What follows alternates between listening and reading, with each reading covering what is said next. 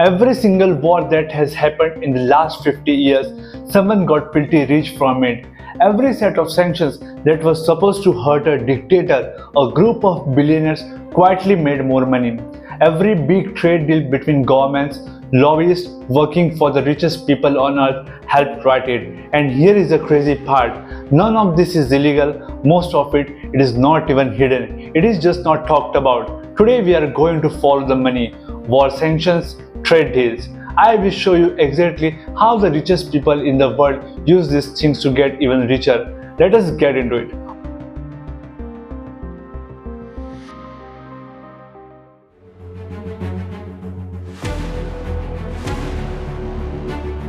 You've seen the president's truths today. I've been there with him throughout the day, working with him on a response.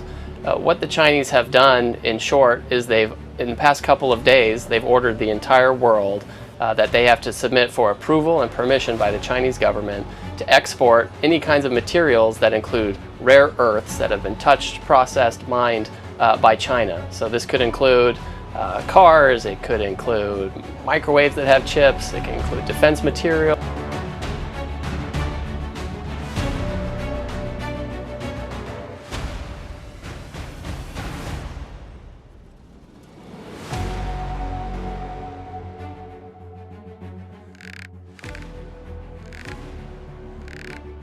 Okay, first thing, when a war starts, what happens in the world? Chaos, right? People die, buildings collapse, economics fall apart. But if you are a defense company, a company that makes weapons, war is basically your Black Friday. Let me give you some real numbers. After Russia invaded Ukraine in 2022, within just few weeks, Lockheed Martin's stock went up 13%. Northrop went up 13.4%. These are weapons companies. Their value literally went up because the war started. Now, here is the part that will make you angry. Between 2020 and 2024, just 5 companies received $770 billion in contracts from the US government.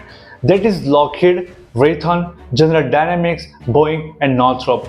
For comparison, in the same 5 years, the entire US budget for diplomacy, foreign aid, and humanitarian work, $356 billion. They spend more than twice as much on 5 weapon companies than on all diplomacy combined. And what did these companies do with that money? Raytheon, Lockheed, Northrop. They spent $40 billion buying back their own shares. That makes the stock price go up. That makes executives and shareholders richer, all funded by you, the taxpayer.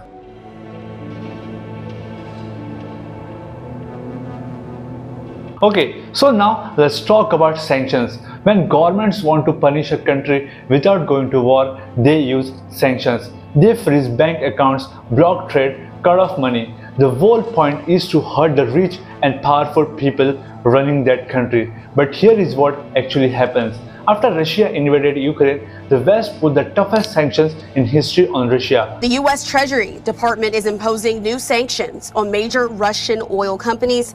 This as a result of Russia's lack of serious commitment to a peace process to end the war in Ukraine. President Trump tonight took a step that he has not yet taken in this second term, imposing major new sanctions on Russia.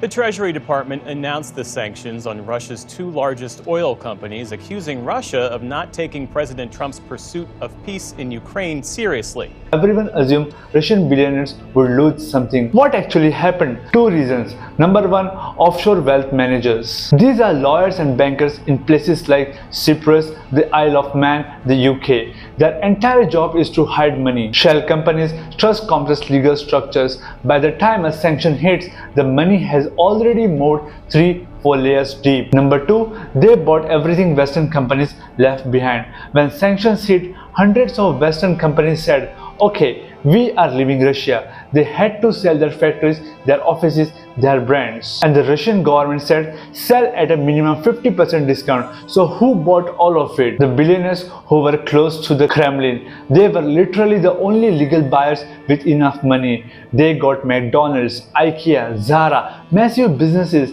at half prices. At least 11 new Russian billionaires were created this way in 2024 alone, and it gets worse. Look at Iran. Iran has been under heavy US sanctions for decades. The middle class there got destroyed. Salaries collapsed, businesses shut down. but the families connected to the government, they got monopolies over food imports, currency, oil.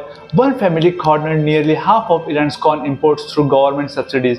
They sold it at triple the market price. So here is the pattern. Sanctions crush the regular people. The middle class, normal businesses, and the regime-connected oligarchs, they just get richer.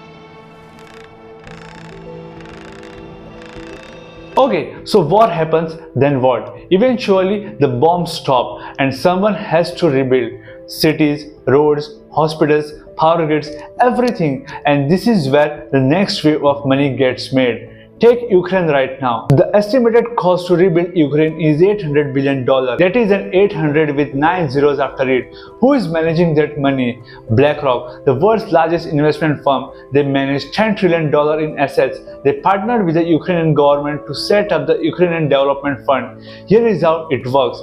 Western governments put in public money as a guarantee, basically taking on the risk. Private investors like BlackRock come in and collect the profit.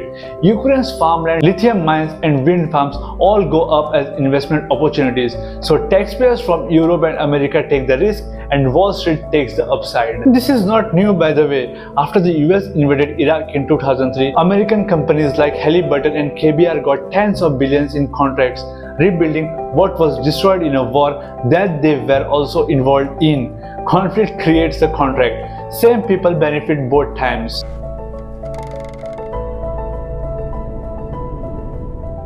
Okay, we have covered war and sanctions. Now let us talk about trade. This one hits closest to home of most of us. When governments slap tariffs on imports, they say it is to protect local jobs, protect the economy, but the reality is a little more complicated. Here is what actually happens. With tariff exemptions, when the US government put tariffs on Chinese goods, companies can apply for exemptions like please don't tax our products. A 2025 study looked at who got these exemptions. This is not conspiracy theory, this is published research. The trade war was real for small businesses, for big connected companies.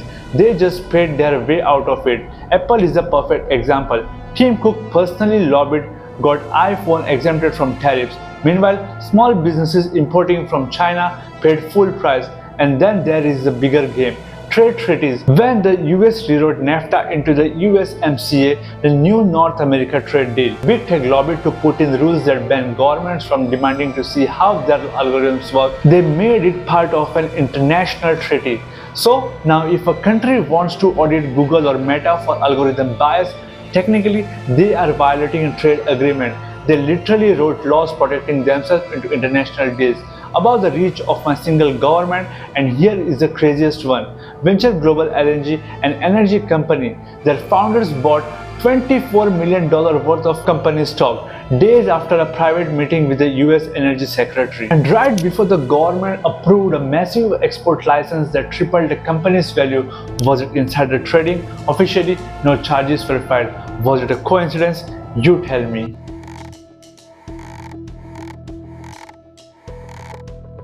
The last piece of this is media, because all of this, the war profits, the sanctions games, the tariff deals, only works if people do not understand it. So what do billionaires do? They buy the media. Jeff Bezos owns the Washington Post. Don thought that, because the newspaper business is being so disrupted by the internet, that somebody who had a lot of internet knowledge and technology knowledge could actually be very helpful. And you believe that? To the Post. I eventually came to believe that after having multiple conversations with Don. Before the last US election, the paper was going to endorse a candidate. Bezos stopped it. The same paper later published articles supporting Amazon contracts and nuclear energy projects without disclosing that Amazon had a direct financial stake in those exact things. Elon Musk bought Twitter, now X. Musk is going to be walking around the corridors of this office. Staff are being encouraged to say hello to him when they see Elon Musk, and we're told he will address staff on Friday. As you said in the top of the show, the Washington Post and Bloomberg both reporting last week that Musk was telling potential equity investors in this deal that he would cut headcount by as much as 75%. He changed the algorithm, boosted certain political voices, suppressed others, literally intervened in elections in Germany and the US. one person, one platform. Millions of people's political views shaped. There is also research showing that in Israel, a casino billionaire started a free newspaper, gave it away everywhere, and academic research proved it genuinely changed election results. You control information, you control what people think is normal. And if people think this is all normal, nobody asks questions. So here is where we are. Billionaire wealth hit $18.3 trillion recently. It grew 3 times faster than normal. In a period of wars, sanctions, and economic chaos, this is not a coincidence. The system is not broken. It is working exactly as designed. Wars create contracts, sanctions create monopolies, trade deals protect the connected, and media makes sure you are watching something else while it happens. The question is, now that you know the architecture, what do you do with that? Start by understanding it. Share this video if it opened your eyes. Drop in the comments which part shocked you the most, and subscribe. See you in the next one.